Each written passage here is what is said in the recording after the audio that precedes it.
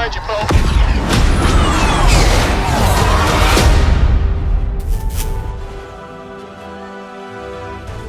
Welcome back to another Battlefront update. Today we've got a mixture of good and bad news, which if you ask me is always better than just getting bad news, which we've been getting a lot lately. So we'll cover the bad news portion first, then we'll end off on a positive note with the good news. Let's start off with the worst of the bad news, being that despite all the speculation on what Battlefront 2 related content that DICE will show off at Gamescom this month, it has now been confirmed by DICE's Ben Walk that no, they won't be showing anything of Battlefront 2 there at all. Which undoubtedly is disappointing to hear. I mean, there's no way going around it. As at the very least, we were hoping to see a Clone Wars teaser or something of the new heroes. Last year, it was Starfighter Assault which was unveiled at Gamescom, but this year, nothing at all. That's not to say DICE won't be at Gamescom, they certainly will, but only to promote Battlefield 5. So this is bad news for Battlefront fans, but good news for Battlefield fans.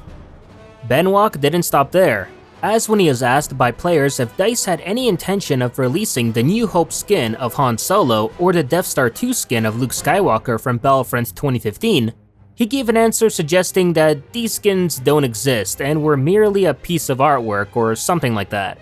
But of course, we know this isn't the case, as both skins can be seen visible and fully functional in the Battlefront John Boyega trailer. Not to mention the Death Star 2 Luke Skywalker skin was also obviously in Battlefront 2015. So when someone pointed this out to him, all he basically said was, "Oh, alright, well, I'll keep pushing the developers to add this in."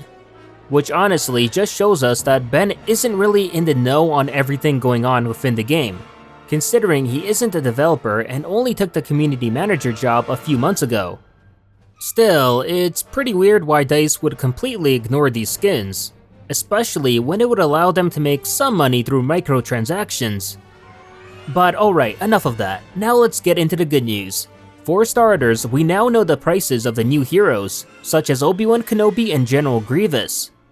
Well, we kind of know, as Walk pointed out that the new hero prices will cost lower than 50,000 credits. So it's not an exact answer we were looking for, but nonetheless still gives us the ballpark figure. So if you've got, I don't know, 80,000 credits, then I'd say you'll be pretty good to buy both heroes on opening day. Now if we're talking about the exact hero prices, it's more than likely we'll get that information in the updated roadmap. In addition to that, the updated roadmap should also give us the exact month which Kenobi and Grievous will drop, along of course with the much anticipated squad system and conquest mode. There's also good news for fans of the Heroes vs Villains mode, as Ben Walk also confirmed that in the upcoming August update, they'll have a fix that'll stop Boba Fett from getting into those annoying vantage points on maps such as Bespin.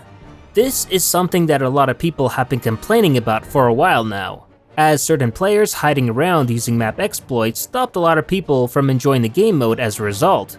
So good on DICE to finally seeing this come to an end. However, based on everything I've seen so far, we'll have to wait until the end of the month for the August update to drop. On the plus side, we're already halfway through August, so it won't be that long of a wait. Last but not least, I wasn't sure which category to put this in, but Patrick Söderlund, the former DICE CEO and most recently the Chief Design Officer of EA, has left the company after a 12-year tenure. For some, this is good news, as Söderlund was the one responsible for implementing loot boxes into Battlefront 2, which resulted in a ton of controversy during the game's release.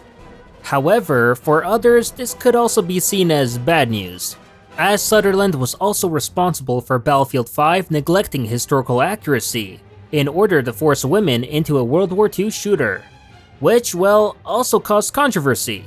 But that subject is quite divided, as there are people who both hate and like his decision.